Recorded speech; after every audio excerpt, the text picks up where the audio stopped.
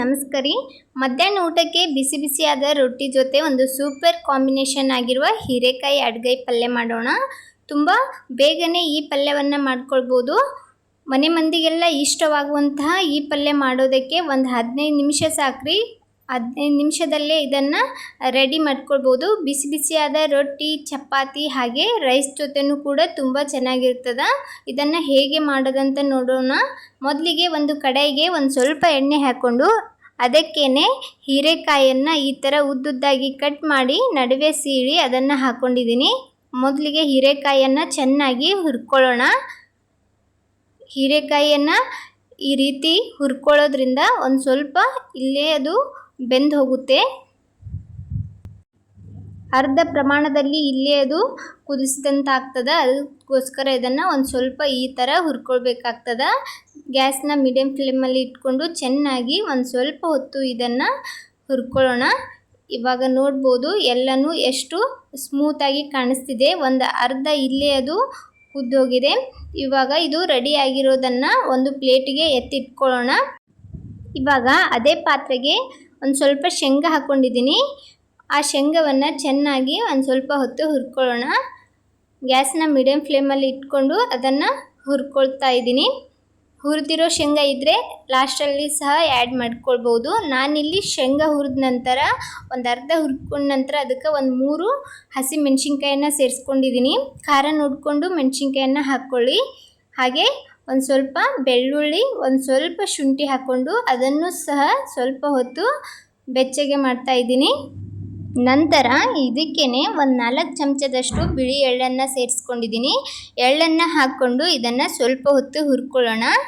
ನೀವು ಬೇಕಾದರೆ ಎಳ್ಳು ಬದಲಿಗೆ ಕೊಬ್ಬರಿ ಇದ್ದರೆ ಕೊಬ್ಬರಿ ಹಾಕ್ಕೊಳ್ಬೋದು. ಇಲ್ಲಾಂದರೆ 3 ಸ್ವಲ್ಪ ಸ್ವಲ್ಪ ಹಾಕ್ಕೊಂಡು ಕೂಡ ಮಾಡ್ಕೊಳ್ಬೋದು. ಗ್ರೇವಿ ಚೆನ್ನಾಗಿ ಬರ್ತದೆ. ಅದಕ್ಕೋಸ್ಕರ ಇಲ್ಲಿ ನಾನು ಎಳ್ಳನ್ನು ಸೇರಿಸ್ಕೊಂಡಿದ್ದೀನಿ.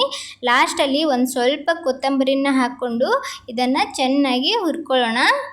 ಒಂದು ಸ್ವಲ್ಪ ಹೊತ್ತು ಇದನ್ನು ಹುರ್ಕೊಂಡ್ಬಿಟ್ಟು ಇವಾಗ ಗ್ಯಾಸ್ನ ಆಫ್ ಮಾಡ್ಕೊಳ್ಳೋಣ. ಗ್ಯಾಸ್ನ ಆಫ್ ಮಾಡಿದ ನಂತರ ಇದು ಚೆನ್ನಾಗಿ ಆರೋದಕ್ಕೆ ಬಿಟ್ಟು ನಂತರ ಇದನ್ನು ಪೇಸ್ಟ್ ಮಾಡಿ ಇಟ್ಕೊಳ್ಳೋಣ. ಇವಾಗ ಆರಿದೆ. ಅದನ್ನು ಒಂದು ಮಿಕ್ಸರ್ ಜಾರಿಗೆ ಹಾಕ್ಕೊಂಡು ಅದಕ್ಕೇ ಒಂದು ಸ್ವಲ್ಪ ಹುಣಸೆ ರಸ ಹಾಕ್ಕೊಂಡಿದ್ದೀನಿ.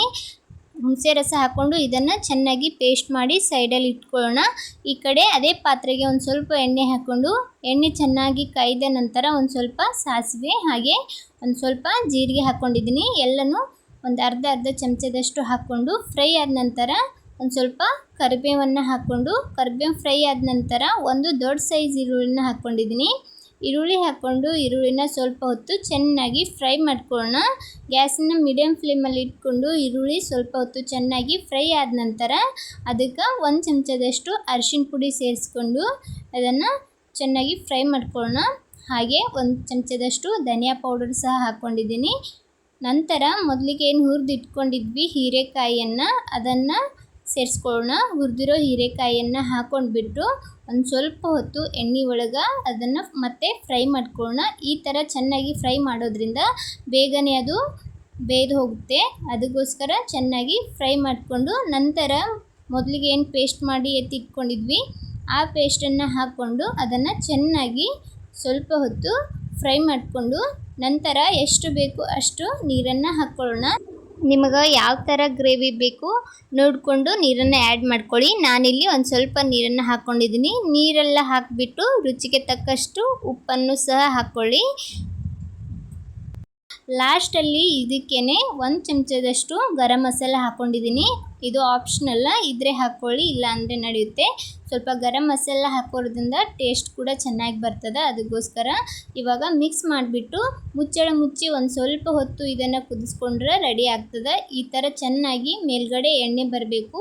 ಅಲ್ಲಿವರೆಗೂ ಇದನ್ನು ಚೆನ್ನಾಗಿ ಸ್ವಲ್ಪ ಹೊತ್ತು ಕುದಿಸ್ಕೊಳ್ಬೇಕು. ಇವಾಗ ರೆಡಿ ಆಗ್ಯದ ನೋಡ್ಬೋದು. ಹೀರೆಕಾಯಿನೂ ಸಹ ಚೆನ್ನಾಗಿ ಬೆಂದಿದೆ. ಲಾಸ್ಟಲ್ಲಿ ಒಂದು ಸ್ವಲ್ಪ ಕೊತ್ತಂಬರಿ ಸೊಪ್ಪನ್ನು ಹಾಕ್ಕೊಂಡು ನೀಟಾಗಿ ಮಿಕ್ಸ್ ಮಾಡಿಕೊಂಡ್ರೆ ಸಾಕು. ಹೀರೆಕಾಯಿ ಪಲ್ಯ ರೆಡಿ ಆಗಿದೆ. ಇದನ್ನು ಸರ್ವ್ ಮಾಡ್ಕೊಳ್ಳೋಣ. ನಾನಿಲ್ಲಿ ಚಪಾತಿ ಜೊತೆ ಹೀರೆಕಾಯಿ ಪಲ್ಯನ ಸರ್ವ್ ಮಾಡ್ಕೊಂಡಿದ್ದೀನಿ. ಬಿಸಿ ಬಿಸಿಯಾದ ಚಪಾತಿ, ರೊಟ್ಟಿ ಹಾಗೆ ರೈಸ್ ಜೊತೆನೂ ಕೂಡ ತುಂಬ ಚೆನ್ನಾಗಿರ್ತದೆ. ತುಂಬ ಬೇಗನೆ ಈ ಪಲ್ಯವನ್ನು ಮಾಡ್ಕೊಳ್ಬೋದು. ಕೆಲಸದ ಗಡಿಬಿಡಿಯಲ್ಲಿದ್ದಾಗ ಈ ಥರ ಬೇಗನೆ ಹೀರೆಕಾಯಿ ಅಡುಗೆಯನ್ನು ಮಾಡ್ಕೊಳ್ಬೋದು. ನೋಡಿದ್ರಲ್ಲ ಫ್ರೆಂಡ್ಸ್, ಈ ರೆಸಿಪಿ ನಿಮಗೆ ಇಷ್ಟ ಆದರೆ ಒಂದು ಲೈಕ್ ಕೊಡಿ. ಇದೇ ಥರದ ಇನ್ನಷ್ಟು ರೆಸಿಪಿಗೋಸ್ಕರ ರಮ್ಯಾ ಮನೆ ಅಡುಗೆ ಚಾನಲನ್ನು ಸಬ್ಸ್ಕ್ರೈಬ್ ಮಾಡ್ಕೊಳ್ಳಿ.